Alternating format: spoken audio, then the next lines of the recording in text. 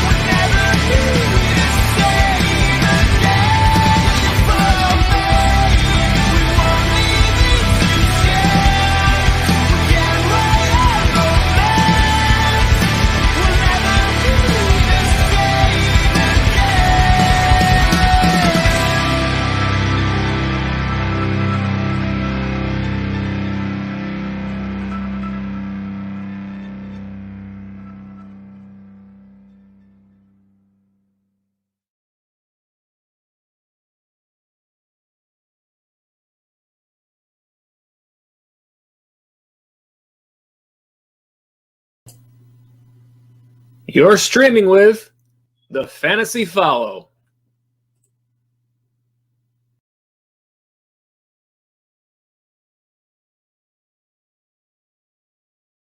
Nothing like live football. Christian McCaffrey is glad to be back, and so are we. It's week 1 of fantasy football. Let's get this thing started right now. It's a big day of football. You can do this. Make those good decisions. There's never a better time than this week. Welcome to the Fantasy Follow. This is the TFF Live Sunday pregame show. We're so glad to be back for the start of the 2021 fantasy football season, and Sunday pregame now on at an earlier time, and we can't wait to get things started. One game in the books already. Taking a look at what we got on this show. We'll get you the actives and inactives for the 1 p.m. games.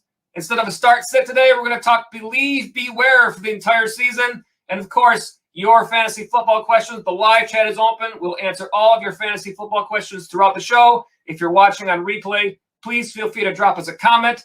Either way, let's get right into it.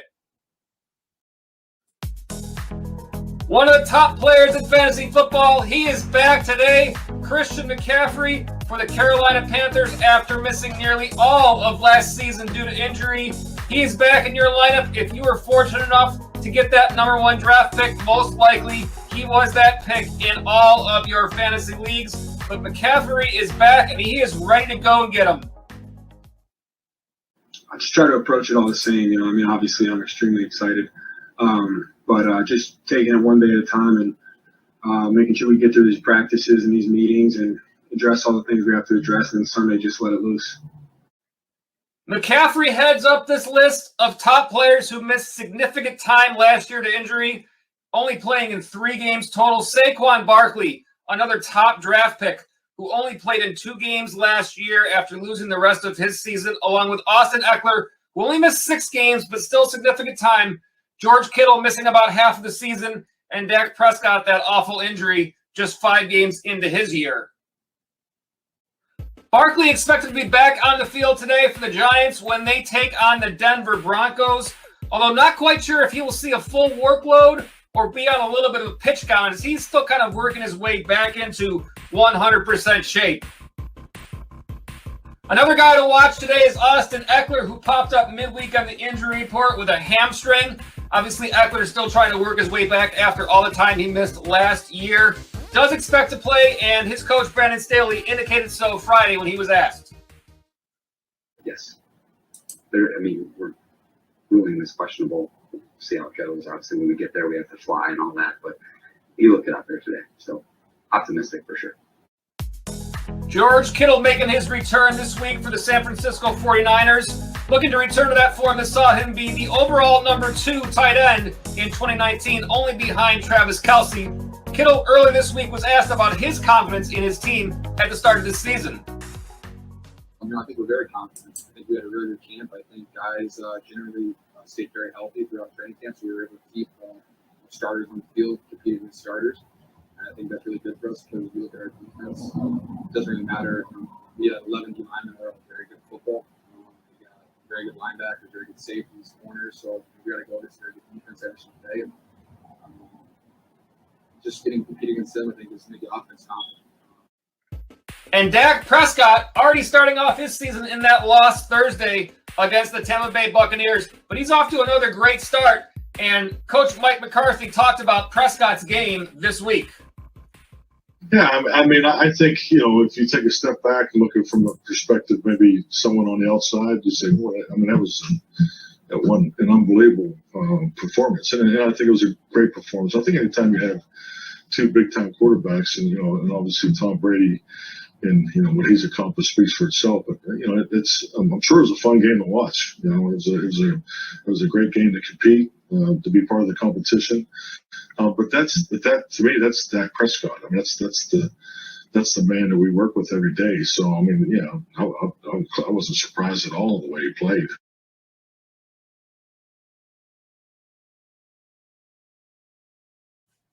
Actives and Inactives are up next for the 1 p.m. games. They're out and they're available. But before we go to that, we want to let you know we've got a brand new game right here on the Fantasy Follow YouTube channel. You still have time to get in for this week. It's called 6 Picks. We're going to give you 6 fantasy matchups that occur within the same games and give you the chance to play and pick the winners. Here's a clip. At the running back spot, Aaron Jones versus Alvin Kamara. This is Green Bay at New Orleans, Sunday, 4:25 Eastern Time. And the second pick at the running back spot, Austin Eckler and Antonio Gibson. Another 2 players drafted very close to one another. That again, Los Angeles at Washington, Sunday at 1. That was just a short clip from this week's video. Right now, the link is in the description area below. You still have time to play for this week. Picks do not close until 1 Eastern Time. Pick the winners to all 6 of the matchups. You must pick them on the 6 Picks video itself in order for those picks to count. PPR scoring standings will be kept all season. This is your chance to show off your fantasy football skills. We'll check it out. You still got time. Go over, click that video. It's okay. You can come back when you're done. We'll let you do that. But go get your 6 picks in for this week, week 1, fantasy football.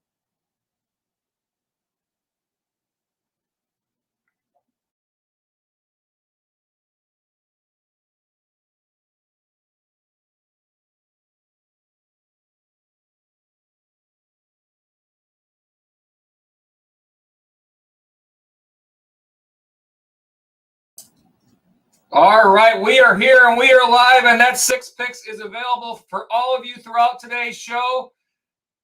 Feel free to go on over and make those picks. That is a season-long competition. We're going to see what you guys can do on all those picks. We got 6 good matchups for you. We won't go through them all here. We have that available for you. The link is in this description below.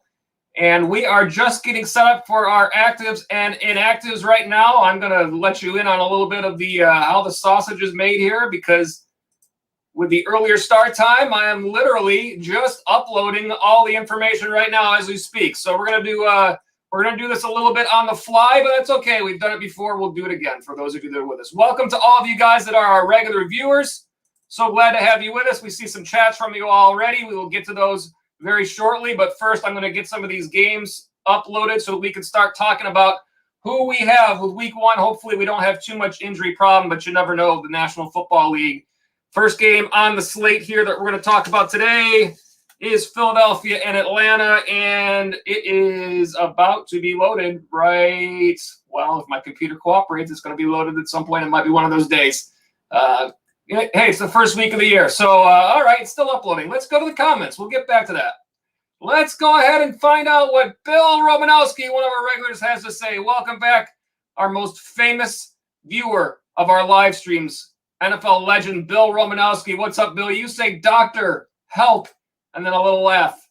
Let's see what your question is here. I'm going to get to that first. You say Saquon, Montgomery, or Mostert. Saquon plays again Thursday. Trey Sermon inactive as Mostert's backup. We will see that on inactives and active and inactives as soon as those are loaded. You say you can start 2 and not PPR. I can tell you this. I think without Trey Sermon in the lineup, it seems like Mostert is a no-brainer. Again, taking a look at that matchup playing against Detroit. Now, here's the thing. Typically, when we talk about matchups, and I'll start to talk about this really early. I'm one of the people that likes to look at the different what's available in terms of, the fantasy matchups that are there, how good of a matchup it is.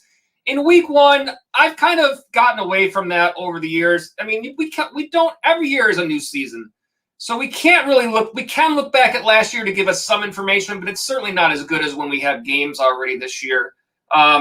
Obviously, San Francisco against Detroit. Detroit was terrible against the run. They gave up the most fantasy points last year. So I think Mostert is a no-brainer there. Chicago, that is the night game against the Rams. I'm looking at the list to see what the Rams were last week. They were 4th fewest fantasy points to running backs. The thing is that Montgomery, you would expect to have the edge in volume. Saquon, I don't know that he'll be on a full workload today. Obviously, this is a little bit of a situation because usually in the first week, you want to play your guys that you drafted high, play your studs, and roll with it. So I can't fault you if you go with Barkley over Montgomery. I would say that if you're feeling a little bit cautious about Barkley, I don't think that a Montgomery switch is necessarily a bad one, even though the defense wasn't great. No Tariq Cohen. You'd expect for him to get all of the work there. I think Chicago's going to be a little bit of a mess in the start of the season here while they're still working through all of the Andy Dalton / is he going to play or not going to play situations. So we will see what happens there. I don't think Montgomery is a bad start at all.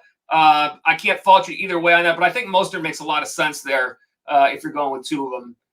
So, Bill, as I always say, like I said, in week one, sometimes I can relate a story here. There was one year where I typically don't go wide receivers early in drafts, but in this particular draft, it fell to me. All the wide receivers were there, and it ended up being Antonio Brown, A.J. Green, Mike Evans, my first 3 picks.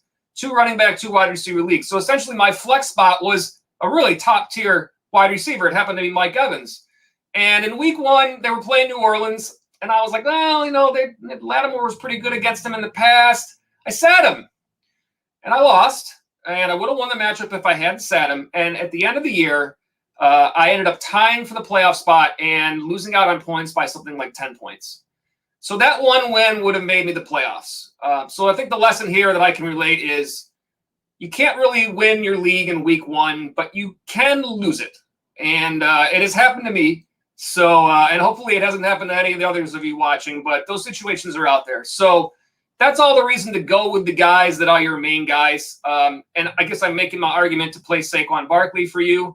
But I can't fault you if you're a little bit worried in this situation. It's not like a healthy Mike Evans was in that game. This is a Saquon that, they're bringing him back. They're not entirely sure, what they're going to do with him yet. So I can't fault you either way on that one. But I think of those guys, I think Mostert makes a lot of sense in terms of the fact that they made Trey Sermon inactive, which is a little bit of a surprise against a bad defense against the run. So whichever guys you pick there, Bill, as I always say, hope they crush it for you.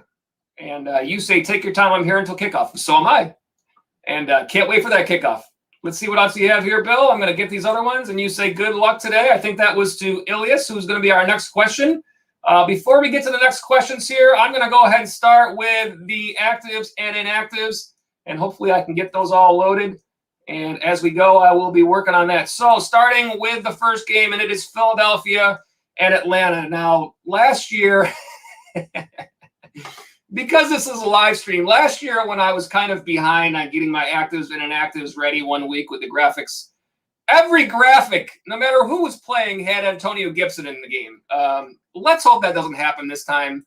Let's hope I've made all the right changes on all these graphics, but you never know because sometimes things get a little out of whack here, and we are live, and you just never know what's going to happen. So those of you that have been with us and that are regulars, you kind of know the situation there. At any rate, Philadelphia, Atlanta, 1 p.m. game. Inactive in this game is Gardner Minshew. No real surprise there. And Wayne Gallman, really no surprises. Because of the fact that I was, kind of behind on getting this ready, I have on my other screen, I have the actual reports in front of me too, so I can make sure that I just haven't missed anybody. I don't want to give you guys any bad information that might make a difference in your league. I don't see anything that really makes a difference there. Gallman being out for Atlanta, I don't think is a huge consequence. I think Mike Davis is going to get the workload there. I'm very interested to see how that goes, as I have Mike Davis going in a couple of leagues today. we'll see what happens with that one. While we do this, I'm going to let you guys, I'm going to put up this notification here about our live chat. I do see some of you that are already in there. I will be getting to those as soon as we get through the actives and inactives. And for anybody else watching, feel free to drop your questions. That's what we're here for. We love talking fantasy football with you guys. We have lots of content today. But by all means, we would rather talk with you than just talk to you. Last year I had no trouble getting that statement out, and it seems like the start of this year it hasn't been going so well. At any rate, that is game one, Philadelphia and Atlanta. Very interested to see what Jalen Hurts does there. We're going to talk about that a little bit later in the Believe and Beware segment of the show. Next game up on the slate is Pittsburgh and Buffalo. Emmanuel Sanders was listed with an injury during the week, but he is not on the inactive side of things. He will be playing in this game. However, interesting, healthy scratch for Zach Moss from the Bills. This is really, I don't know exactly what the deal is there with Buffalo. Is not necessarily a run team, but I will say this. In the preseason, I didn't talk about this much on the live streams. Matt Breida is on this roster in Buffalo, and I'm certain that he's not been drafted. I can't, for years, I haven't been able to understand why teams haven't been giving Matt Breida a chance. When he was with Miami, he just had no opportunity there. And I thought to myself, what if Matt Breida ends up being someone they like more in Buffalo than like Singletary and Moss? You know, their run game hasn't been stellar. And of course, they're pass-first offense, but there's a lot of games to pay attention to today because there's a lot of things that could happen that could impact your season. The first week of the waiver wire is so important. Keep an eye on this game, and let's see what they do with Matt Breida, because this Zach Moss, I expected to be the number one guy there, and Singletary to be behind him. So unless there's an injury there that I don't know about, I believe the tweet that I saw from either Ian Rappaport or Adam Schefter said it was a healthy scratch. So if that's the case, this is a really important one to pay attention to, because we could see something that we haven't seen here with a new player that could potentially have some fantasy impact. Let's look on the Pittsburgh side. Nothing to see there. Dwayne Haskins inactive on the quarterback side. Not really fantasy impact there at all. But again, this is going to be an interesting one to watch up here. And of course, I again say I'm Bills Mafia up here in Buffalo. So it's going to be an exciting game anyways for us here starting off the season. Next game up on the list, Minnesota and Cincinnati. Nothing to see here. Just making sure that I haven't missed anything here on either of these sides. But I don't have anybody that I've noticed that makes any significance here. So blanks on both sides. Next game up, San Francisco and Detroit. Bill, this is the one you mentioned. Trey Sermon, a surprise inactive for the 49ers. On the other side, on the same side, Brandon Ayuk is playing. DeAndre Swift and TJ Hawkinson both have been battling some injuries, but they are not on the inactive list. So it looks like they will be ready to go. It'll be interesting to see what that Detroit backfield looks like this week. I think that's a very situation to watch, very much a situation to watch there. See if Jamal Williams gets some play, if they do go with a true committee, or if they do end up going more towards Swift with a bell cow type situation. So again, a lot of situations to watch in these games. And by the way, for those of you that are not aware, I will say this. Today, it is Sunday Ticket free preview. If you have, I know if DirecTV, I'm not sure if it's on others, but for those of you that don't normally have Sunday Ticket and watch the other games, this is a great chance for you guys to take a look at some of these games that might have some fantasy impact off the waiver wire. Again, a very important week. You guys have all drafted, hopefully drafted well, but there's a lot that can be learned as we go through this first game. So a lot to watch for here. Next game up on the list here is Arizona and Tennessee. Not really much to see here. A.J. Brown is active. I missed the period on A.J.'s name. I apologize, A.J. I'll try to put both of them on there for you next time. Sam Ficken was listed as questionable, I believe, earlier on the week. It looks like he is playing if you're using Sam as your kicker. And then just looking to see if there's anybody else that I haven't missed. I don't see anything else there. This is going to be an interesting game, and this game plays into our Pick 6 competition. So if you guys get a chance to check that out, again, take a look at 6 picks over on our video link, and feel free to do that during the show. I'm sure you can have both windows open and pop on right back afterwards. All right, next game up. Seattle and Indianapolis. We've got DK Metcalf was listed earlier in the week, and Carson Wentz obviously battling the foot problem. Neither one of these players are listed as out for this game. Nothing really to speak of on either side. Xavier Rhodes for Indianapolis defense is out. That could make a difference there, especially if Indianapolis, I know it's been a popular team in a lot of drafts. I know I have them in a couple of leagues, and I went ahead and swapped them out in one of my matchups today as well due to the injury problems there. So something to look for, could make a difference in that one.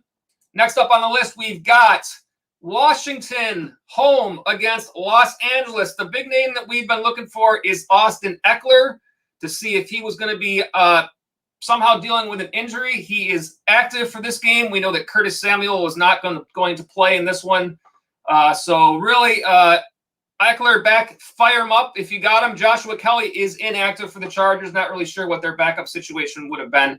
Anyways, next up on the list is the Jets and Carolina. Also not a lot of consequence here. Keelan Cole is active in this game. That is for the Jets. LaMichael Perrine is active in this game. Carolina, nothing on that side. Of course, all of you that got the good fortune of getting a number 1 pick in your drafts. Christian McCaffrey back and ready to go, and that is a great day for everybody that had to go through last season and not have McCaffrey on your roster. So looking forward to seeing that one. And then we got Jacksonville at Houston. Nobody listed on this game here. However, this is a really interesting game. I should say Jacob Hollister is on the inactive list for Jacksonville. I don't know that that's of huge consequence for a lot of fantasy players. Of course, Deshaun Watson not playing. We know about his problems there and wanting to trade and everything else that he has going on. So no expectation that he was going to play. But really nothing else to see there. And that is our 1 o'clock games. Coming up in the late games, we got Cleveland at Kansas City, 425. I'm not going to go through all the questionables. Miami at New England, 425. These are all 425s. Green Bay at New Orleans. I believe that game is in Jacksonville. Denver at the Giants. And then the night game, Chicago at the Rams. And then tomorrow night, Baltimore at Las Vegas. So a bunch of games on the slate. Let's go ahead and move back over to the comments and get everybody in line for wherever we left off here. I'll get our notification off the screen. Let me go back to the next one in line, I believe, is Ilias Giftopoulos, one of our regulars. Welcome back, Ilias. Glad to have you back on the stream. You say hi. Hi, Ilias. Should I start Herbert or Hurts this week? This is a very interesting one. I am very high on both of these players. The defense for Washington obviously is a tougher defense to go against. 3rd fewest fantasy points to quarterbacks last year. If you like going off that matchup data from last year, of course, we don't have anything for this year. Of course, the tougher defense. Herbert or Hurts seems to be a popular question as it was last year. But again, the Philadelphia game, that is, let's see, on the road at Atlanta. And last year, Atlanta gave up the 2nd most fantasy points to the quarterback spot. I like Jalen Hurts a lot. Again, in week 1, which one of these guys did you draft higher? That may play into your decision because a lot of times in week 1, it's kind of, I know Matthew Berry likes to say, don't get cute on ESPN. I think it's a good saying and a good way to go in week 1. I don't think Hurts is a bad start here at all. I think certainly the matchup is in his favor. Like I said, I like playing matchups later on when we have more information from this year because every year is new and things change. So sometimes it can be tough to go off of previous years' information. But I think both of these players are fine starts. I know I have Justin Herbert in a couple of leagues. I actually swapped him out in one of my leagues. I believe Ryan Tannehill was the player I put in there. So certainly, and I kept him in another league. So you kind of can see where I could go either way on that. And I think I would probably say the same thing. If you like going with the guys that you drafted higher, being that it's week 1, then by all means, I think that's a good way to go in the first week. I do think Hurts has a nice game in line and the easier defense to go with. So I could see you leaning that way. But again, like I always say, I like to give as much information as I can rather than just giving out my opinion because sometimes whatever I say might lead you in the way that it's best for you. That's kind of just the way I like to talk fantasy football. So I think that if it was me, I might take a chance on Hurts here. Because of all those things combined. And like I said, I did sit Herbert in one of my leagues as well, so it's not like I'm against sitting him, even though I really like him this year. But anyways, Ilias, either which way you go here, I do hope that those guys crush it for you, and hopefully all the best of luck for the start of the fantasy football season for you. Glad to have all you regulars back with us. All right, next up on the line here is, all right, I always try with these names, so if I get it right, let me know, because if I get it wrong and you tell me I got it wrong, then I'm probably not going to figure out how to say it from a chat anyways. This is Jake Koenigsberg. I hope I got that right. Jake, tell me if I got that right. Looks like you might be a new viewer, so welcome to the stream. Your question is Laviska, Odell, or Singletary? I'm a little bit worried about Odell Beckham because of all the injury concerns that he's had so far. Laviska Shenault, the situation in Jacksonville is going to be interesting to watch because I think any one of those guys could kind of emerge as the favorite for Trevor Lawrence in that offense. The situation in Jacksonville is just so weird for me. Everything that Urban Meyer has done in the preseason, I don't think it's a bad start. I just think there's not a lot of information to go on. And Devin Singletary, I don't necessarily like the Buffalo Bills run game in a lot of situations at all. If you want to look at matchups, Jacksonville against Houston. Houston is obviously really bad, so that's a great matchup. There might be some thought to go that way. I'm just taking a look at last year's numbers to help you out here a little bit. Houston last year was 7th most fantasy points allowed to wide receivers. In the Cleveland game against Kansas City, again, a run-first offense. I think that's going to be the way it's going to go, especially against the Chiefs. Chiefs a little tougher against the pass. 2nd fewest fantasy points allowed last year to wide receivers. And then Devin Singletary for the Bills. Let's take a look against Pittsburgh. Pittsburgh, a tough defense as well. They allowed the 2nd fewest fantasy points to running backs. Again, with Zach Moss out. Like I said, watch for Matt Breida, and let's find out what that happens there, or if Devin Singletary. I doubt they're going to give Devin Singletary all the work. That just doesn't seem like what they like to do here in Buffalo. So that being said, I don't know, Jake, if you put another comment saying if this is a pick 1 or a pick 2, but I'm going to guess this is a pick 1. I think from everything that I just said, my guess would have to be Laviska Shenault in this one, just because of all those factors, a better matchup. I think things have a good chance of working out that way. Possibility of there being a little bit of a shootout in that game. I don't know that Cleveland, as a run-first team, I don't know that you're going to – again, it's week 1. So every year is different. But in terms of Beckham in the pass game there, they're going to lean on the run. Since Kansas City a little tougher against the pass. So I'd probably shy away there. Singletary with the Bills, I'd shy away there. I'd probably have to go Laviska Shenault. That'd be my guess. And like I said, as always, I know there's a lot of opinions of fantasy football. That by no means is mine the only one. That's why I like to talk through all this information. I don't have the normal graphics I have on the left side of my screen with all the numbers this week since I was a little bit behind on getting graphics prepared. But just based on all that, I probably would say Laviska Shenault, fine start out of those guys. And Jake, again, whichever one of those guys you pick, I hope they crush it for you and get you off to a real good start for the season out there. All right, let's see who is up next. Let me see if I need anything else here in my rundown that I'm missing here. I'm going to keep loading some stuff as we talk. So the next chat here is from Delusional Tanner. Might be a new viewer to the stream. If you are, welcome, Delusional Tanner. Here's your question. Half-point PPR, Robert Woods or Julio Jones flex. Need to make up points and can't start both. That is a little bit of a tough one because I think either one of these guys are a little bit in that middle ground. Let me just go ahead. I have a couple more things to upload while we're doing this here. So let me just get this rolling so that I don't lose out on the rest of our content as we go. Perfect. So there we go. All right. Let's take a look at the matchups. First, Robert Woods for the Rams. Chicago, a tough defense. Chicago last year, 26. So that's the 7th fewest fantasy points to wide receivers. Obviously, Matthew Stafford in Los Angeles changes things. I'm interested to see what happens with that offense this year. I think it's kind of difficult to know exactly how that's going to go. I know I have Robert Woods on at least one of my rosters right now. And Julio Jones, taking a look at that game, Tennessee home against Arizona. Arizona was 17th, so right in the middle in terms of fantasy points allowed to wide receivers last year. I have heard a lot of people thinking that this game might be a little bit more of a shootout. Perhaps the Rams and Chicago game is a little bit more of a – well, if you watch Chicago games, a lot of times there are these run the ball the whole game and not much offense type games. Chicago kind of, especially with Andy Dalton, probably has to play that way to win. Los Angeles probably isn't afraid to run the ball either. So I think if you're looking at potential for points, if you need to make up points, and the chance for the bigger ceiling probably is with Julio here. Of course, we don't know how it's going to shake out with Julio and A.J. Brown. The fact that A.J. Brown seemed to be a little bit banged up. Perhaps Julio gets a little more work. I think I'd probably lean Julio with this one if it were me.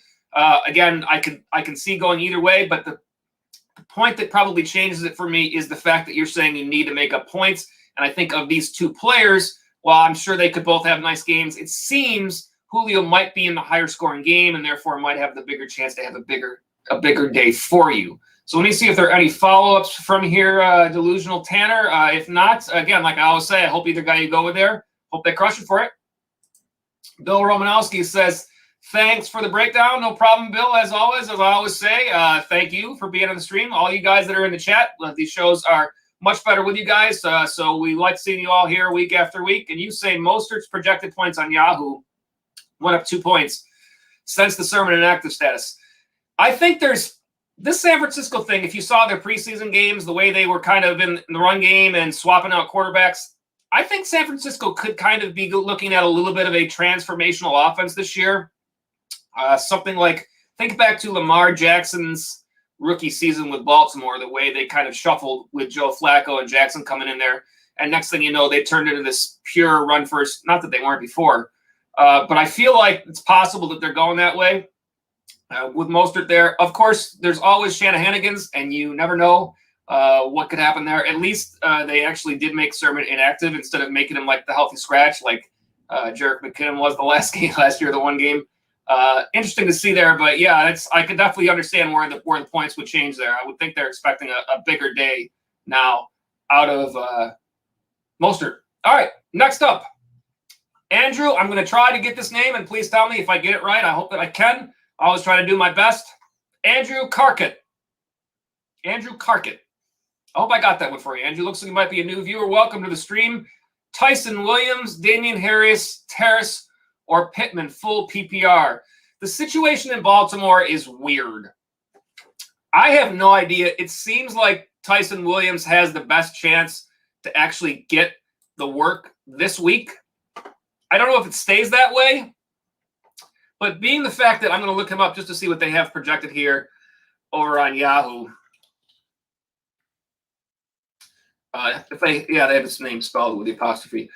Or I guess, what is that called? Apostrophe? I don't know. English, not my main subject in school. Las Vegas was bad last year against the run. So if Williams gets the work there, you would think there's a good chance for him.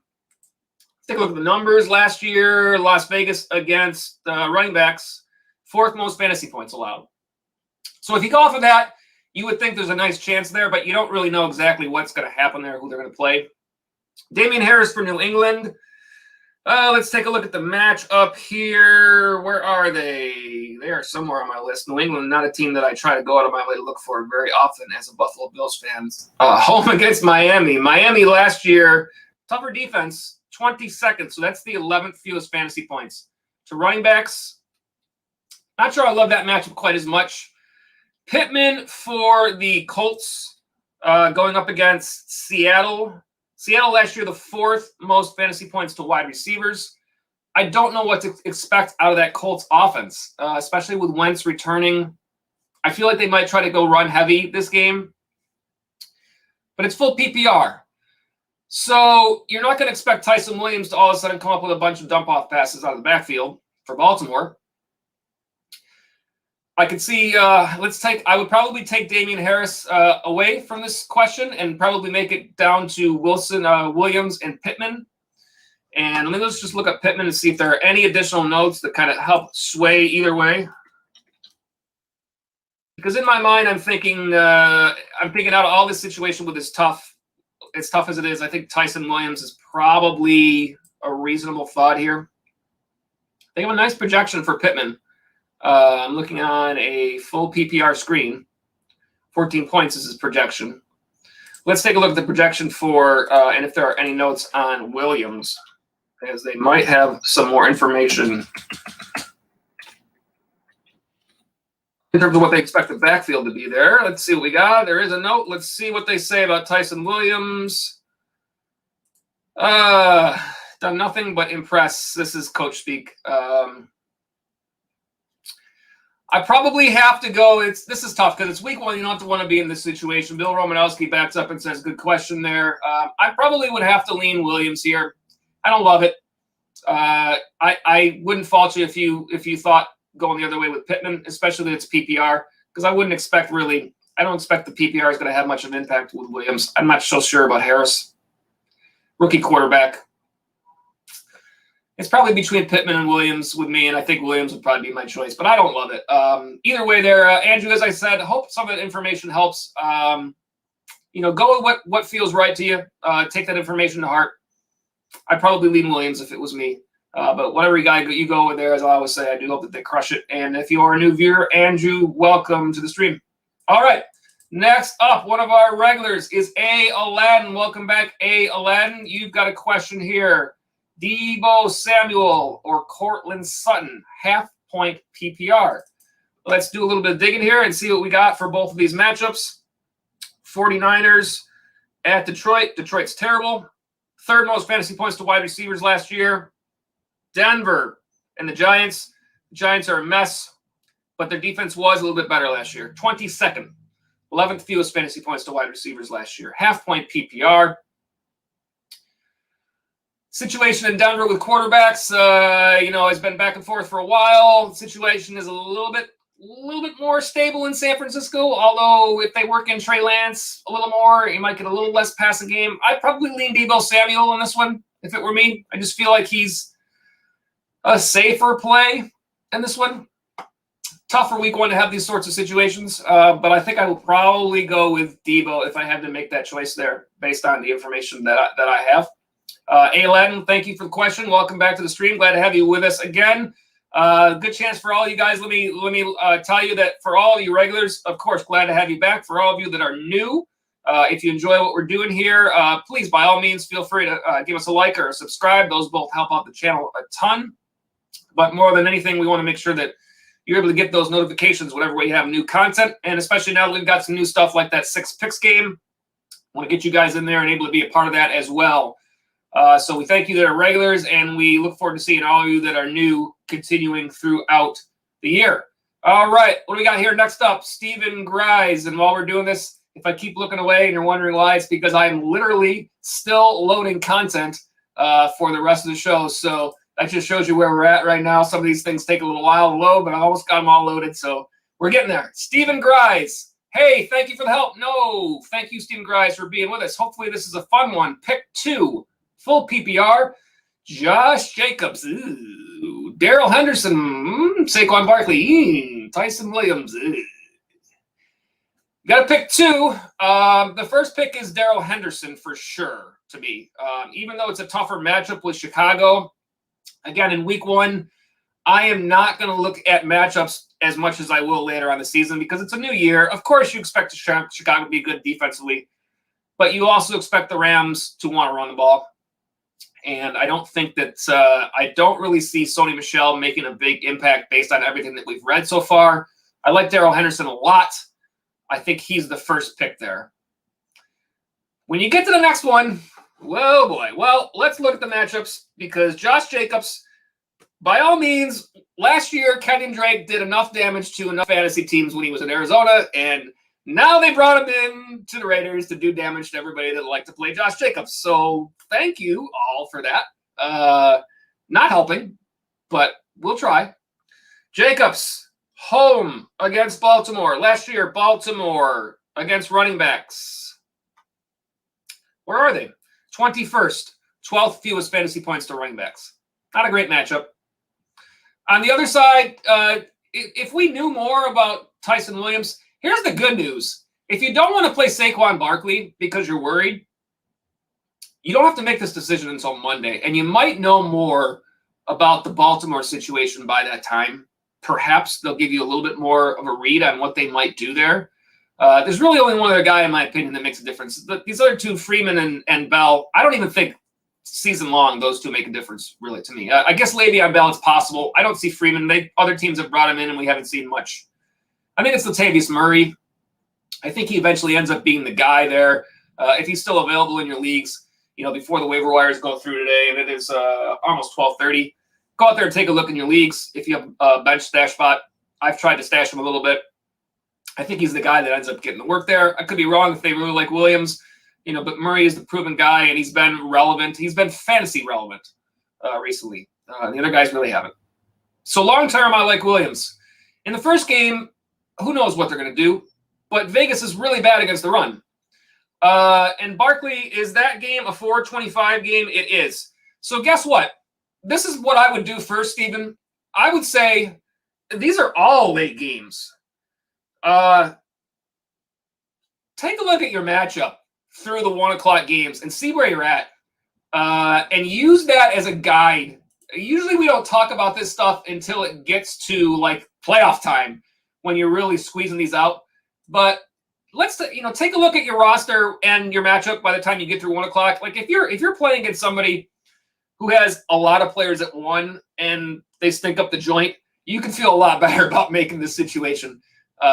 And if you're worried about Barkley and that gives you enough confidence to just wait and take one of those 2 guys, Josh Jacobs, we don't know really what Kenyon Drake is going to do to his production there. He's been good in the past. I haven't drafted him anywhere, and he's a player that I've liked in past years. So I don't have a lot of confidence there. Perhaps you might get more information about the Baltimore situation. Perhaps as you watch the Barkley situation play out throughout the rest of the day, you might find out how he feels, how it's going. You make a choice there. But I think that you're going to have a lot of help out of seeing where you're at in the matchup. So if it were me, that would be what I would do. I think Henderson is a lock out of these other ones. And I think the other ones is kind of you take the lesser of all evils out of these. And that's probably, if he's playing, that probably has to be Barkley. Even though you're worried, the upside is probably much greater there. Of course, they may not use him as much as you would expect.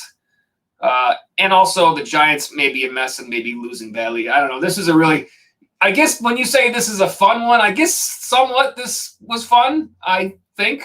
Fun would be a word. But I can tell you for sure, Henderson I like is that number 1.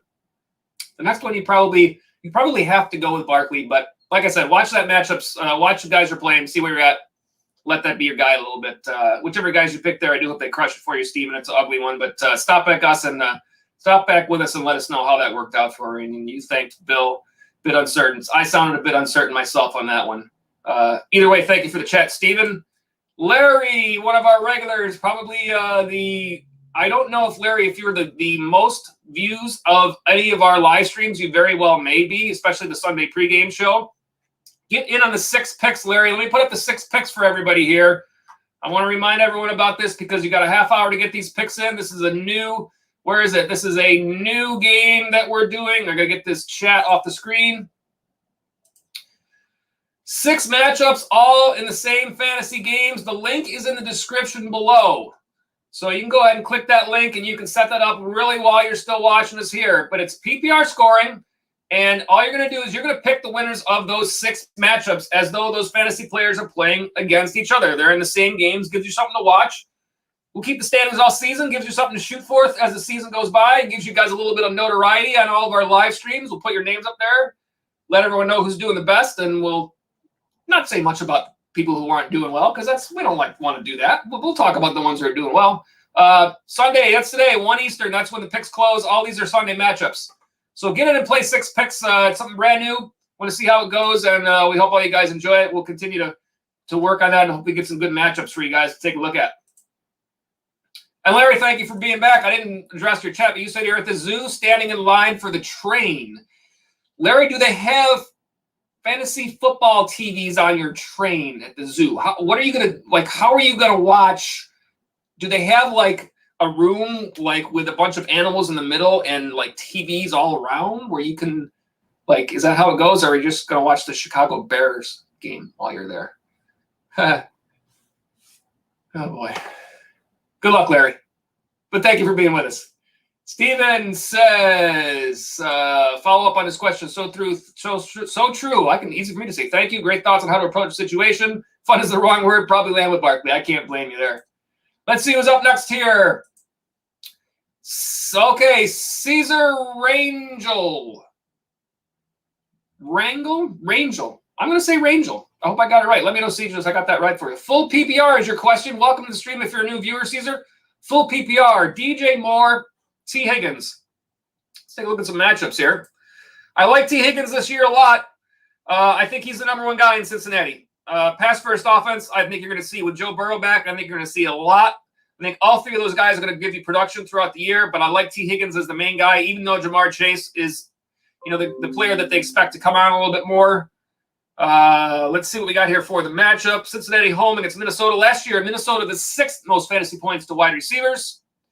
DJ Moore for Carolina. Sam Darnold. Don't know what's going to happen there. Home against the Jets. Jets 13th most fantasy points to wide receivers last year. In this one, I probably go with whichever guy you drafted higher. I don't think either one of these are terrible matchups. I think either one of them could work out well for you. I would hate to see you go ahead and start somebody that you didn't draft as high and then have your main guy that you expected to be, one of your players throughout the year do well. So this is kind of one of these week one situations for me where, like I said, as Matthew Berry says, don't get cute. And I related that story that I did at a league a few years back where I decided to sit Mike Evans, and it cost me the week and it cost me the playoffs. I sat him for somebody who was not drafted as high, and it wasn't the right play. It's a new year. We don't know how things are going to play out with all these players yet. Some of these guys you have to give them a little bit of a chance to see how things are going. I would say probably Caesar. I would go with whoever is the higher of your two drafts here. And I can't say that I remember exactly, but I'm going to look up which player had the better ADP and see what it says because I'm curious. I want to say it's DJ Moore because I don't believe T. Higgins was drafted that high. DJ Moore was 52.8 for an ADP. T. Higgins was 72.2. So you likely drafted DJ Moore a little bit higher. I can't say that I drafted DJ Moore in any leagues this year. Not a player that I've looked towards in past years. T. Higgins was a player that I wanted to get this year, so I like him. But that being said, there's a reason why Moore is the higher draft pick. That's the consensus amongst all players that leads those numbers. So I'd probably go with the guy that you drafted higher and run with it. And if this was week 15 or week 12 when you're making a playoff run, I might say otherwise. But for this week, I would say go with the guy that go with your bigger stud player. You're more of a main player in this one. If you like T. Higgins in this one, I can't blame you at all. But for me, this is one of those where there's got to be a real distinct reason to start somebody that's lower, I think, in the first week when you don't really know how things are going to play out. So that's going to be my advice on that one, Caesar. And as I always say there, I hope that whichever guy you go with there, hope they do crush it for you. All right. Bill Romanowski, I appreciate the chat that says smash that like and good luck today. And I will also say good luck to everybody. It's week one. It's week one. Fantasy football is back. This is awesome. We got our draft season. I hope all that went well for you guys. This is going to be a great day. A lot of good games to watch. And absolutely there are a lot of interesting games that may play into your teams as the season goes on. So you want to really pay attention to more than just your own roster this week. There are a lot of things that can happen that can change your situation down the road. So pay attention to those things. There's a lot of players out there, a Marvin Jones type player for Jacksonville who might not have been drafted, a Russell Gage type player for Atlanta who could be fantasy relevant now that Julio's not there. If Gage is more of a true number two, we don't know what Kyle Pitts is going to do there yet. There are a lot of things to look for in these games. So, roll up that Sunday ticket, or in your case, Larry, get on the train to the Bears area. I don't know. Do something. Carlos is God. Welcome, Carlos is God, to the stream. You look like you might have been here before, so if you have, welcome back. But either way, glad to have you.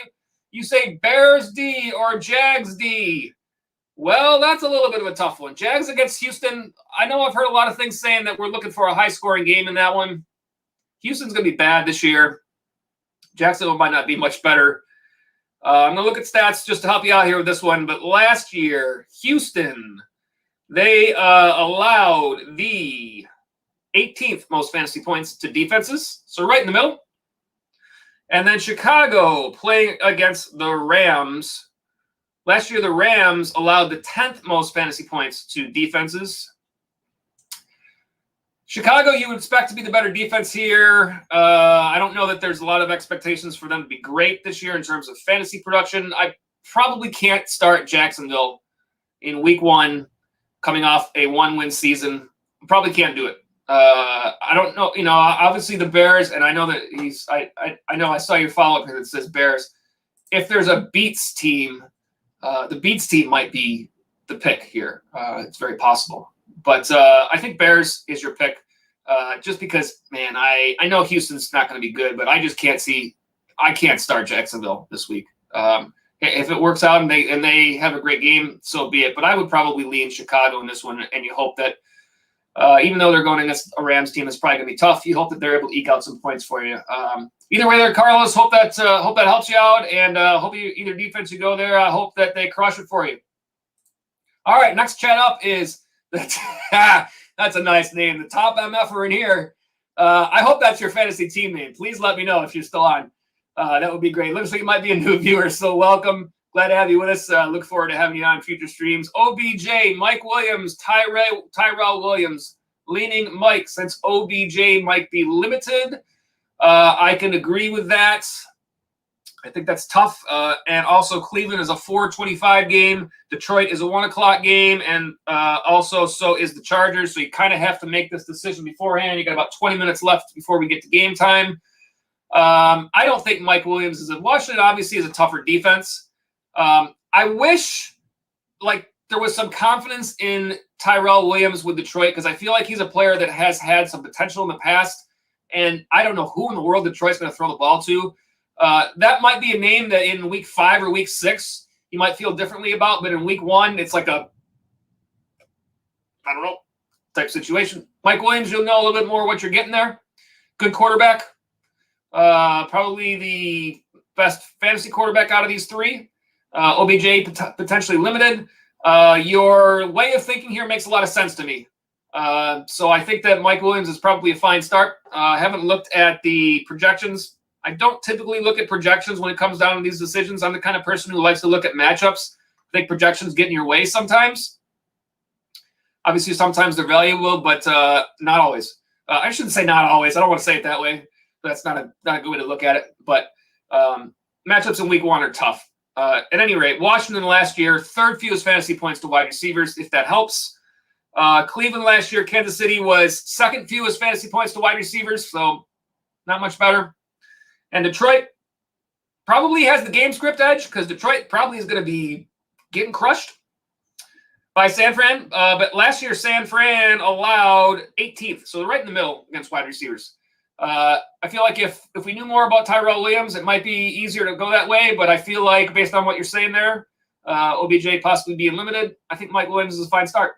And we'll roll with it, see what happens. Appreciate the chat. The top MFer in here, I really want to know, please, if you're still on the chat, if that is one of your league names. If it's not and you have a more creative league name, then please share with everybody. I think we all want to know at this point. But thank you for the chat, and glad to see you on the stream with us today. We have about 20 minutes till game time. Don't forget Sunday Ticket. Free preview today for those of you that have it. It's available. Good chance to watch those teams other than your favorites. If you have those favorites, hope that you guys all have a good start to the season. But, hey, this is fantasy football. Rooting interest is one thing. I'm up in Buffalo here, so I'm Bills Mafia. So this is a nice game for us. But fantasy football is completely different. And this is really a great start to the season. So we're looking forward to everything here. Let me go ahead and do a little bit of work here. Let me put up the live chat notification to let those of you that are on know that we are still chatting for the next 20 minutes until we get to game time. And then we have a whole bunch of other information to go through with you. Believe and beware. We're going to talk about the top 5 players on each side season long. And I'll give you some thoughts to go as we look ahead to the start of the season. Braden Toll, welcome back, Braden, one of our regulars. Glad to have you on the stream. He's back. Happy Sunday. Same to you. Best of luck for the start of a good season. Bill says, what's everyone eating today? I'm ordering wings. Well, Bill, since I live up here in Buffalo, wings can hardly ever be a bad choice. So I don't know why you wouldn't get wings. Everybody should do that. Matthew Noto, welcome to the stream, Matthew Noto. I think you might be a new viewer. You say you're starting Corey Davis over A-Rob full PPR. You think I'm crazy? I think Corey Davis has some value this year. I think there's a good chance he's the main guy for the Jets. I do think that there's a chance that now that Adam Gase is not there, who isn't thinking this? Even though now, Robert Slaw is a defensive guy more, but still, who could be worse than Adam Gase? So I got to think that there's a chance that the Jets can turn out some fantasy production this year. I had tried to draft I think I drafted Michael Carter in all of my leagues, every single one, because of the possibility that, drafting a flyer in the late rounds, if they hit, can turn around your season. If they don't, you cut them and play the waiver wire. No big deal. I drafted some Corey Davis this year as well. I don't know about starting him in the first week. Let's take a look at the matchup. Carolina last year, where'd they fall on the list? 21st. That's the 12th fewest fantasy points to wide receivers. New quarterback, rookie quarterback. A lot that you don't know what's going on. Allen Robinson. Andy Dalton starting the game. Andy Dalton could be done in the first quarter, in the fourth quarter. He could be done in week 8 and have the entire city of Chicago wanting Matt Nagy fired. I have no idea what's going to happen there, so I get it. I think I have Allen Robinson in at least one league this year. I'm going to start him simply because it's week 1, and I'm kind of going on that same type of, start your main guys in week 1 while you figure out, the season type situation. But if you want to look at matchups, Chicago against the Rams. Last year, Rams. Where do we have them here on the list here? They were the very fewest fantasy points allowed to wide receivers. All right. I can see the Corey Davis thought.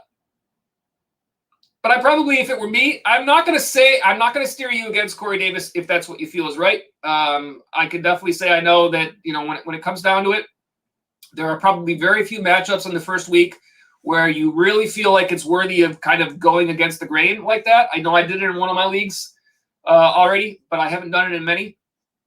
So I'm not going to steer you away from Davis. I can understand all of the worries about Robinson. Robinson has been pretty good no matter who he's been has had as a quarterback. So I will say that. I probably would not I would not sit Allen Robinson in a league that I have him in for me personally. But that's just how I look at week 1 because in the past I've been burned by trying to do this. But that doesn't mean it can't work out for you either. So do I think you're crazy? No, I think you're probably a fantasy player who really likes to put thought into things and try to arrive at the best decision. And those are the players that normally do well. And so that's what you want. You do your homework. You got an extra game this year, 17 weeks. So in the long run, that benefits you, who works hard at this. So if you believe in Corey Davis this week, I hope he crushes it for you. That's what I always say. And that's what we'll go with here. I'm not going to steer you away. I certainly hope Allen Robinson has potential to have a good game also, but Corey Davis could do it. Let me know, Matthew, how that works out for you. I'll be watching as well because I have Allen Robinson going. I don't think I'm starting Corey Davis. I do have him on some rosters. Next up, thank you again, Matthew, for the question. Lee Shakur. Trying to say it right. I think I got it right. Welcome, Lee. I'm not sure if you've been with us before. If you are new, welcome. If you are a return, welcome back. Either way, glad to have the chat. Should I start Deontay Johnson or Myles Gaskin as my flex in full PPR? Well, the full PPR part is going to throw the wrench into what I would think here. I really like Myles Gaskin this year. I think Miami is a team that likes to roll with one running back, and I think Gaskin seems to be their guy. And I think he is in line for a nice season. You draft him a little bit lower, so it's good potential to get some value as the season goes on. How much pass work is he going to get? I don't know. Is Chicago's pass game going to be any good? I don't have a lot of faith in Tua Tagovailoa. But that could be that Gaskin runs the ball more if they need to lead on their run. So there's some situations there. If you look at Deontay Johnson, last year the Bills, 4th fewest fantasy points allowed to wide receivers. In a PPR league, Deontay Johnson, I believe, was their main, the most targets that all the players last year. I don't have that on my screen right now. I'm not going to look it up real quick, but in my mind, I feel like Deontay is the guy that I would trust to be the most targeted player. I don't know what's going to happen with that offense. I don't know if they're truly going to try to run the ball more. A lot of concern about the offensive line in Pittsburgh. Again, this is probably a situation where you drafted Deontay Johnson higher, so you may end up going with that simply because of that. But I really like Gaskin. And if you look at the matchup, Miami against New England, I believe New England was a little bit not as tough against the run last year. Where are they? 18th, so right in the middle of the road. So if you like looking at the matchups from last year, which I bring them up, I don't put a lot of stock in them because it's a new year. The matchup is a little better for Gaskin.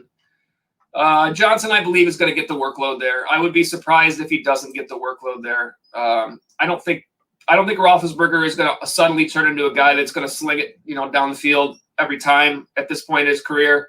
I think it's going to be a lot of dink and dunk, just like it was last year. I am going to look up last year's stats for Pittsburgh because I am curious now as to if the most targets was, in fact, Johnson or not. So let's see, 2020 season. Johnson had 144 targets, Juju 128, Claypool 109. So, yeah, in a PPR league, I think that Johnson is probably just fine. I think either one of these is really fine here. I like having a running back in my flex. If it were me, I might go Gaskin just because it's a player I like more. That doesn't mean you necessarily like him as much as I do. That's fine. But I think Johnson is probably okay to start there. It's probably a little bit of a toss-up, but being the fact that it's PPR and Johnson is the guy that seems to be most targeted there in Pittsburgh, I think it's very reasonable that Johnson is your choice. And hope whichever guy you pick there, Lee, hope they crush it for you. Dirty Money. Welcome to the stream, Dirty Money. I believe it looks like you're new here. A lot of basketball. What's the word for it? Your avatars. A lot of basketball photos on today. Am I not realizing that? Braden, basketball. Do we have anybody else that I missed? It must be close to the NBA season. Anyways, Dirty Money. Here's your question. Corey Davis or Adam Thielen week 1? Again, this is a situation for me where if it's me in the start of the year when we don't know as much as we would later on, I'm going to go towards the guys that I drafted higher. If that doesn't work out for me, then so be it. You make those adjustments as the year goes on. But that's the way I look at it, is trust those guys. There's a reason why you drafted them that much higher. And Adam Thielen is that guy. Could Corey Davis have a great day? Sure. Let's take a look at the matchups. Minnesota. Where do we find Minnesota? They are they playing? On the road at Cincinnati. There they are. Cincinnati probably is going to be just fine in terms of the matchup. I doubt they're going to be that tough against wide receivers from last year. They were, 16th, right in the middle of the road. Fantasy points to wide receivers in 2020. The Jets playing against Carolina. Carolina, the matchup, they were 21st, a little bit lower. I'm probably going with Thielen just for the fact that he's the higher drafted player here. It's not necessarily that you can't make that pick, but I think if you make it in week 1, there's more ways it could possibly go wrong. And I'd hate to see a situation where you get to the end of the year and have that cost you. So Thielen's the guy you drafted higher. I would probably lean Thielen in this one, but whichever guy you pick there, Dirty Money, I hope they crush it for you. Morris Plays Games. Welcome, Morris. I believe we've seen you before, so welcome back. My draft didn't go very well this year, as my running backs are David Montgomery with my 2nd pick. What's wrong with that? And Miles Gaskin with my 5th. Do you remember me? I believe I do remember you, Morris, but I think your picture has changed since last time. I'm not sure. Is this a new picture for you? And you say also, I remember. It might not be. Also, if you remember, I was talking about Russell Wilson giving up a 3rd and Keenan Allen Chargers giving up a 4th. Didn't go with anyone. Got Rodgers in the pre-draft. Oh, that's good. That's certainly good. Free agency for a 4th rounder. I've drafted Aaron Rodgers in a couple of drafts this year. I don't like Russell Wilson. I'm going to talk about him in my Believe and Beware coming up shortly here. So I think you're on board with Rodgers. I like Keenan Allen a lot this year. I don't feel like you're all that bad off with Montgomery and Gaskin. I like Gaskin, and I think Montgomery for at least a part of the season before Tariq Cohen is back. I think you're going to be in a similar situation where he's going to get a lot of that volume there. So it's going to provide you a nice floor and potential for some good games when you have good matchups there. And Bill jumps in and says you can work the waiver wire and get hot late season. And there's already been waiver wire, with the running back situation in Baltimore, players get injured. This stuff happens. So we don't want to see anybody get injured, but when they do, we continue playing. I mean, just like the teams do. I don't think that, Morris, I don't think your draft is as bad as you think it is.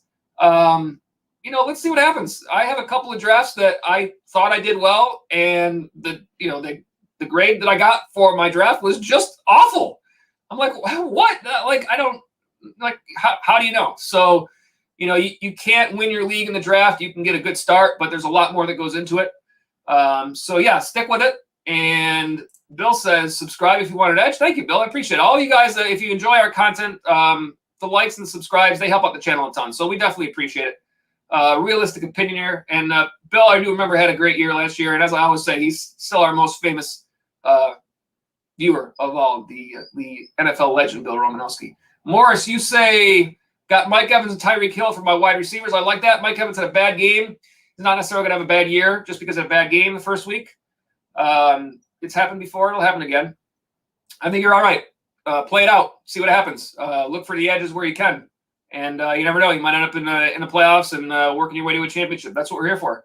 But thanks for stopping back. Morris Plays Games. We look forward to seeing you again. Hope you guys hope you have a good week one. Get off to a good start there for you. Bars in the truck. Welcome to the stream. If you're new, I think a bars in the tuck, not the truck. I want to know what bars in the tuck means. It might be. Is it a pop culture reference that I don't know? Like, it sounds like it could be like a country music. It's not a truck. It's a tuck. I don't know. I'm just going to answer your chat. Good afternoon and happy football. Same to you, Bars. 2-quarterback league. Hurts locked in. I agree with that. Higgins stack. Absolutely. I like that. Or Wentz. Rushing upside. Burrow or Wentz. Absolutely Burrow. I think hands down in this situation. I will look at matchups to see if it helps you there. I don't disagree with you locking in Hurts. Cincinnati's matchup against Minnesota. Minnesota, you expect to be a little bit tougher on D this year. I believe Patrick Peterson, if I'm not mistaken, is on that team. Someone tell me if I'm crazy and not thinking that. But last year, 20th, so that's 13th fewest fantasy points to quarterbacks. And then Carson Wentz for the Colts. Last year, let's see, their matchup against Seattle. Seattle allowed, tougher in the second half, Seattle's defense was, but they still allowed the 7th most fantasy points for the year to quarterbacks. Carson Wentz, when he got injured, they were talking 5 to 12 weeks, and lo and behold, here he is playing in week 1. Does that worry you? It would probably worry me. I had Carson Wentz in a league last year, and that didn't last long. It wasn't good. Let's hope it goes better in Indy. I didn't think Indy has a good offensive line. I think they're going to want to run the ball. I think they're going to be a run-first team. Think that Joe Burrow and the Cincinnati Bengals are a pass-first team. I like T. Higgins a lot. I like him as to me, the top guy out of those three that could all have some value. To me, it's Burrow in this one. And I think Wentz is a guy that you look at later on in the season and you decide where he's at. But given the fact that Wentz hasn't played meaningful games in a while, I think I go with Burrow. Neither has Burrow, but I think I go with that one. Let me see what you got here in the follow-ups. You say, who's the better dart throw, Djax, AJ Green, or Lazard? Thanks. I don't think I like Deshaun Jackson that much here as terms of if you're looking for a guy to pick up. Lazard, I don't know, with Randall Cobb back there, and Tunyon's been good for them. And I don't know AJ Green. I probably would dart throw on AJ Green just because what if things are different than we expect them to be in Arizona. And yeah, I would probably dart throw AJ Green if you're thinking like a waiver wire stash. That'd probably be my choice there. And then let's see what you have here. Lastly, would you trade CEH Damian Harris or Brandon Ayuk for CMC? I probably have to stop after CMC because if you can get somebody to trade away Christian McCaffrey, then more power to you. I don't know. I don't think I would trade him away. But let's see the rest of this. Mike Thomas, Saints, and Jalen Reagor. I want CMC to pair with my Zeke, DK, and T. Higgins. Thanks, sub. Thank you for the sub. Appreciate that. Look forward to seeing you again. I like what you're thinking because I'm not real high on Clyde Edwards-Helaire. Damian Harris is a guy that I don't know. I think he's probably has a reasonable chance for some value, and I think Brandon Ayuk is going to be okay. So I think there may be a trade there you can work. But I don't know if it's going to be for CMC. That's going to be tough. If somebody was fortunate enough to get the number 1 pick in their draft and got McCaffrey, I don't think they're parting ways with him. But that doesn't mean you can't find something else that can help you out. And if you like Michael Thomas, and I like Jalen Reagor too as a possible guy that could be something there because we just don't know yet. We don't know what Devontae Smith is going to be. We don't know. We don't know what Jalen Hurts is going to be, but I like him. 3 minutes till game time. I got to get my Believe Me Where's in real quick. I like the thought of making a trade. I like going after Michael Thomas. Even if what's going on with my light in the background? It's changing colors. So this is another one. At least it's still on. This happens live stream. I'll work on that. I like going after Thomas. I would think about. I don't know about Zeke. I don't know what's going to happen with Zeke. But I think CMC is tough. But I like your idea, and I like trading away CEH. I think you can get some value there for him and pairing him up with a guy like Ayuk. CEH and Ayuk for Thomas and Rager. Somebody might do that. Just taking the CMC part out of it. And Damian Harris has a chance to be okay for you. Seth Cloutier, Josh Jacobs or Saquon this week? I would have to say it probably has to be Saquon, although nobody's going to love it because there's just as much concern with Josh Jacobs there, not knowing what's going to happen. Probably has to be Saquon. Please, quick. I got you there. Yeah, it probably has to be Saquon. Fortunately, you don't have to make that decision right away because those are both late games. So take your time, take a look at your matchup, see where you're at. That'll help you make that decision later on. But welcome back, Seth. Glad to have you on the stream. We're going to go overtime today. I'm going to give you my Believe and Bewares after the game start. For those of you watching on replay, you'll be able to get a look at those if you like. Bill Romanowski says that you like Alan Lazard later on in the year to the earlier question. And Greg Ryman, I think. Let me know, Greg. Ryman. Really? Hey, bro, what's up? Really hard decision. Mahomes or Tyrod Taylor? I'm going to go with No, I'm going to go Patrick Mahomes. I'll go with that. He might crush it for you. He's okay. I've heard he's had some good games. Decent player. Yeah. Take Mahomes. Give it a shot. See what happens. Appreciate the chat. Greg, thanks for being with you. Let me go ahead and jump into this. This is our last of our content here. I got most of it loaded, so I'm going to go through and give it to you. This is Believe, Beware for the 2021 season. I'm going to get my notes ready so that I know what to say here. I got a whole bunch of stuff that I've made notes on. So let's talk about, these are 5 players on either side of these. Not a start sit because in week 1, I'm not looking to play matchup start sit type thing. So I'm going to give you my year-long thoughts on some of these players as we go. Believe, beware, 5 players at each. Here we go. Beware, Ezekiel Elliott. Zeke kind of has to be on this list after that Thursday game. He's number 5. You know, we know about the injury issues he had last season. Dak Prescott wasn't there, so we expect things to be better now that those aren't the situation. But 5.9 fantasy points against Tampa. Okay, it's tough run defense. But that's 6 of his last 10 games under 10 fantasy points. What do we do with Zeke? Do we look to trade him? Do we look to trade for him if we believe in him? I'm concerned. I don't know if it's his. I don't know if it's his game. I don't know if it's the offense there in Dallas. The fact that they are going to be behind in a lot of games. By the way, you got time is up on the pick sixes. So hopefully you guys got your picks in. 6 picks. I'm sorry, not picks. 6 picks. You know what I mean. 6 picks. Anyways, going back to Zeke. This is the deal with Zeke. If Dallas is going to be behind in every game this year like they were last year and they just have to throw the ball and they have so many weapons to throw it to, why wouldn't they? I'm worried about Zeke, but let's listen to Mike McCarthy's thoughts on Zeke after Thursday's game. You know, I thought Zeke had a solid game. You know, he did all the heavy lifting. He had some really hard looks in the run game. But, you know, his pass protection and, you know, I thought, you know, he didn't get the touches that you probably would like to. I think there's some extension in the pass game where maybe there'd be more opportunities, you know, moving forward. But, you know, Zeke's a complete football player. I mean, I clearly understand the amount of success he had rushing the football early in his career, but he's a joy to work with. I love the way he goes about it. He's in great shape. You know, he does all the little things. You know, he has great understanding of the game. It's very instinctive, and so, you know, we just gotta give him some more touches. What do you think of those comments, everybody? Let me know in the chat or in the comments section.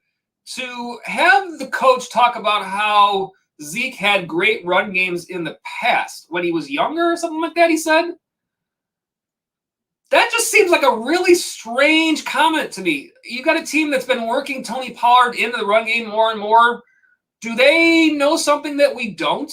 To talk about Zeke's involvement in other facets of the offense aside from just running the ball. I feel like I would have rather had Mike McCarthy say, listen, you know, Zeke is a great runner, and, you know, we're going to get big games out of him throughout this year. That's not what he said. I just don't understand. It could have just been coach speak, but I don't understand those comments. Either way, like, Zeke is a beware for me for this season.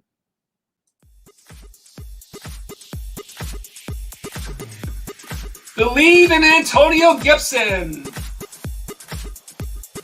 Washington football team. We all know about the season he had last year. The changes in Washington now with Ryan Fitzpatrick there. The offensive opportunities that could turn into. And also, I really like the fact that Washington's defense should be pretty good, which could allow them to actually have a good game script, a lot of good game scripts throughout the season where Gibson has a lot more run production or a lot more opportunity. So I really like Antonio Gibson here. Obviously, he was a guy you probably drafted in the second round. But I think Gibson is a guy that continues to climb. He's a second-year player. I think he's got a good chance in that Scott Turner offense.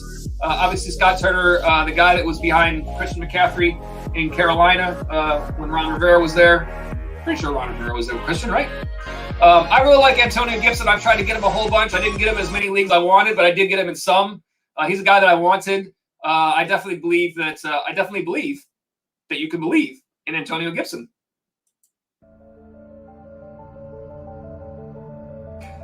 Well, we've already talked about this a little bit today. Beware of Josh Jacobs. I have liked Josh Jacobs in the past. One of the top tier running backs in previous years. I don't know what's going on in Las Vegas. We hear about the offensive line. Why is Kenyon Drake there? Kenyon Drake did enough to ruin fantasy teams last year. I know that I had him in a couple of rosters and it was awful. Of course, Jacobs fell in the draft. It's possible that you get some more value out of the fact that he was drafted lower than if you had drafted him where he was before. But I'm worried. I don't know what's going to happen there. We'll see. We'll find out more today. This is one of the players we're going to watch to see what happens. It's possible that Drake does nothing. You know, perhaps Josh Jacobs is still Josh Jacobs. I'm going to beware on that one.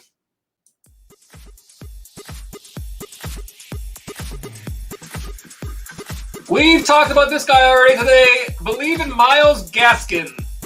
Miami Dolphins, a team to me that likes to be run a one running back team, and that bodes well for fantasy. Also a team that has been pretty good defensively, which can lead to more good game script. I really like Myles Gaskin there. I don't know what's going to happen with Tua. I think there is some opportunity there based on Tua's pass game production. Doesn't have as much. So I definitely believe in Myles Gaskin. I'd like to get him on some more rosters than I already have him on. Are you listening, Bill Kennicott? I know you have him. Can I start try to petition for trades right here on the show? Yeah, I believe in Myles Gaskin. I think this is a good year for him. We'll see what happens. You got him lower in drafts. He could return some nice value for it. I like it.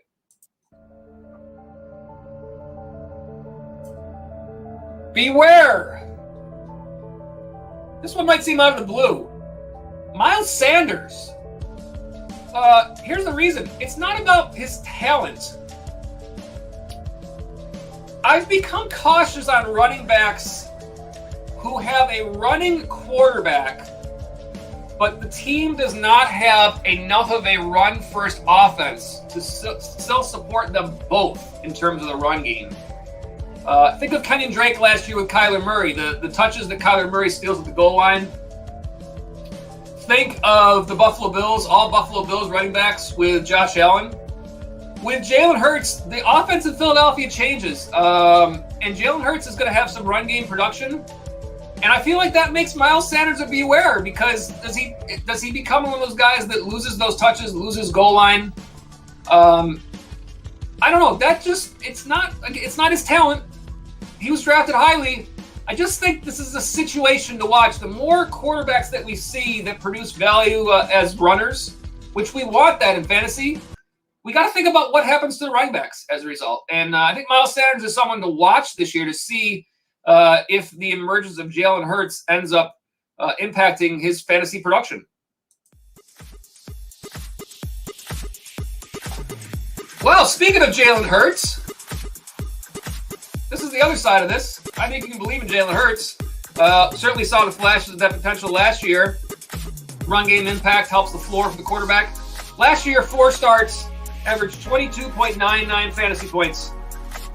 Had a best of 37.82 in Week 14 against the Cardinals. 300-plus passing yards in 2 of his 4 starts. 60 or more rushing yards in 3 of his 4 starts, including 106 in Week 13. And Philadelphia might be losing a lot of games, which means you've got chances for production both on the ground and through the air. Who knows what this offense ends up being, new head coach. But I like Jalen Hurts a whole lot, and he's a guy that you didn't have to spend a lot on in your draft to get him. You might have even got him as your second quarterback with a chance to see if he ends up being great and what you can do with him later on. I think Jalen Hurts has a lot of upside this year in fantasy. Look forward to seeing what he does as the year moves on. And we continue in overtime. I'm seeing some results on the screen there of the fantasy channel that's popped up on my TV. Haven't seen all of them yet, but we're still going through these, finishing up the show for all you guys. Beware. Talked about this during our mock drafts. Russell Wilson is a player that I didn't want any part of this year. Off to a great start last season, then a big drop-off, and then all of this talk in the offseason about being unhappy with the team. Where there's smoke, there's fire. And they say they smoothed it over, but who knows? I don't love the situation with Russell Wilson there. It's not a talent thing. It's just something that seems like you want to be like, what's going on here? So I stayed away from Russell Wilson in drafts. I got him on my beware list for the season. We'll see how that plays out. But this guy is not on the beware list. I really like Washington's prospects this year. I think that with a little bit more consistent quarterback play with Ryan Fitzpatrick, not only we talked about Gibson, but Terry McLaurin is a guy that stands to gain here. And Fitzmagic, he is not afraid to put the ball up and let his receivers go get it. And that bodes well for Terry McLaurin. This guy, I think, has more talent than his fantasy results have shown in past seasons. And I think there's a chance that this year he starts to show that a little bit more. You got a guy I've tried to get in drafts this year. I think good chances for Terry McLaurin to have a very nice season there. We'll see how that works out for him, but I believe in Terry McLaurin. The number one beware on this list this season is Tyler Lockett for the Seattle Seahawks. Last year, if you didn't have Tyler Lockett on a roster and you went through your drafts and just looked at stats, overall 8th in fantasy scoring last year. Okay, top 10. 12th in his average. Okay, that's a WR1. Great. Tyler Lockett had 2 weeks last year as the number 1 fantasy scoring receiver. Only Devontae Adams and Calvin Ridley had that. Also had 2. Here's the problem. Tyler Lockett played 16 games. In 10 of those games, he was not ranked among the top 24 wide receivers in fantasy points. Was not a WR2. I can't see that inconsistency in production. I don't know how that helps you. DK Metcalf is the main guy. You expect him to get consistent production there, and that leaves Tyler Lockett with some good weeks and some absent weeks. Of all wide receivers that ended the year in the top 12, he had the most weeks not ranked among the top 24. Again, only 6 weeks out of 16 was he among the top 24, and yet he finished 8th in overall scoring. I guess boom or bust is the right description there. I did not want Tyler Lockett on any of my rosters this year. I don't believe that I picked up any on any of them. Could that change? Could he have a different outlook this season? It's possible. We'll see what happens in Seattle. But for me, Tyler Lockett is the number 1 beware for the 2021 fantasy football season. But this guy, Calvin Ridley, for the Atlanta Falcons. Last year, obviously we know Julio's not there anymore. Last year, in games where Julio and Calvin both played, Calvin Ridley's targets, he averaged 6.9 per game. In the games that Julio did not play, it was 11.3. That's almost 5 more targets a game. Do we believe that Kyle Pitts is going to get a bunch of those targets? Sure, it's possible. Is Russell Gage going to get a bunch? Well, Russell Gage was probably in most of those games that Julio didn't play before. So I don't know why that impacts him. I think Calvin Ridley is in for a big jump this year.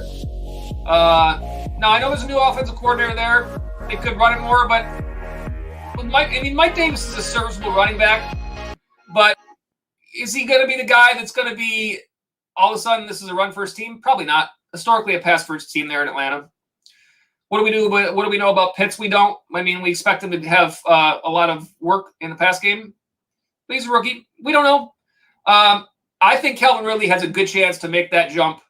And it won't surprise me if you see Calvin Ridley among really the leaders among all wide receivers once this season is through. Obviously hoping he stays healthy. And I don't think that I was able to get Calvin Ridley on any of my rosters this year, despite all of that. And that might just be how I construct my rosters, because a lot of times I'm going for running backs earlier on. But to me, Calvin Ridley is the number one believe. I think he's been on the way up, and now that seems that he would be the clear-cut number one pass threat in that offense, and the targets have been there already in the past. I really do think that Calvin Ridley has a chance to push guys like Devontae Adams and Tyreek Hill, all those guys at the top, Diggs, Hopkins. I think he has a real chance to push them for the top and could be a league winner for a lot of you guys that have him on your rosters. We'll see. You never know. It's fantasy football. This is why we love to play. The season's underway. We're so happy. I'm looking over here to see if there's any chats that I missed here.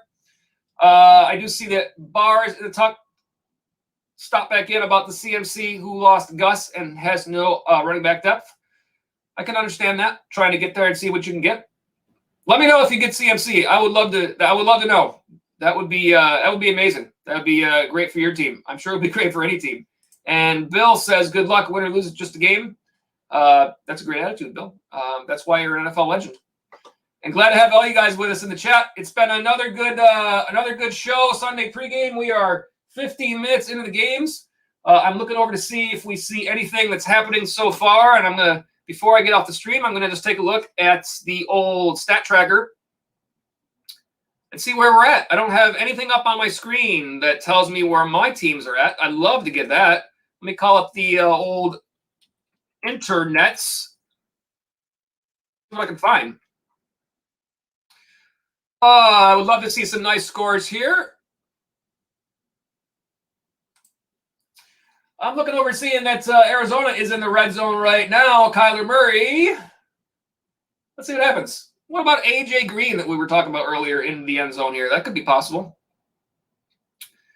All right, let me just see what I can take a look at here. I'm just going to take a rundown and see. I've got a lot of players on my roster, so I'm kind of interested to see what's going on in these games so far. What will it tell me? I'm not on the right screen to really have it tell me what I want to see here.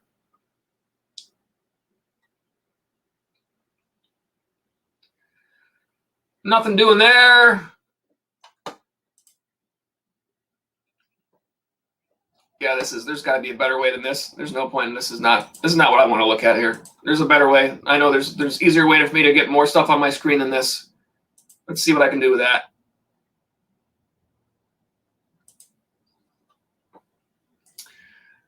Nope, nothing doing there either. Well, either way, we are into week one. We are well on our way towards fantasy championships for all of you fantasy players. Hope that you've all off to a great start. I'm going to, one more time, I'm going to put up the old 6 picks information for those of you that got a chance to play. We hope that you all did today. If not, we hope to see you down the line. 6 matchups, all in games where both players are playing.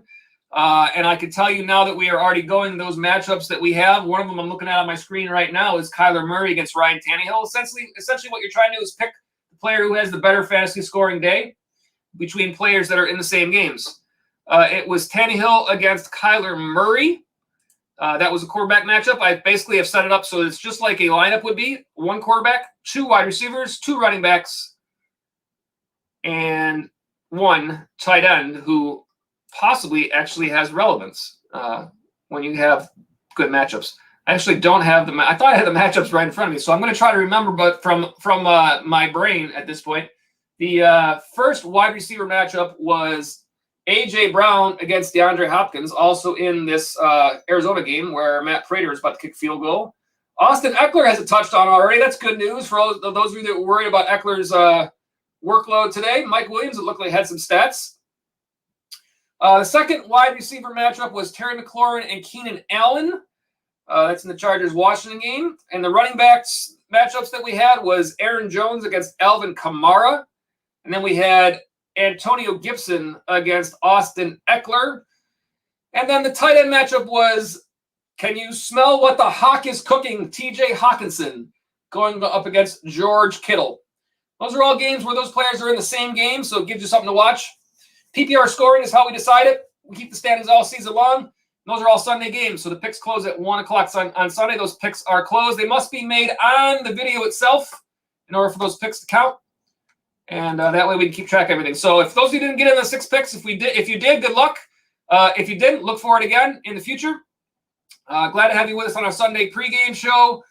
We look forward to future shows. And hopefully I'll be a little bit, I'll be rushing to get those actives and inactives. With an earlier start, it's tough because they come out at 11:30, and that's why last year's show started at 12. But, as we continue to grow as a channel and more people want to get in and ask questions, I want to have time for that. So we'll figure it out. But either way, we move along. It's week 1. We're off to a good start. Hope all you guys have good success in your first week of fantasy football. Go out there and get those W's. Get off to a nice 1-0 start. Making your run as we get through this season. 17 weeks, 17 games, 18 weeks, extra week. Good news for all you that are doing your homework. As I always say, good luck in fantasy. We'll see you next time.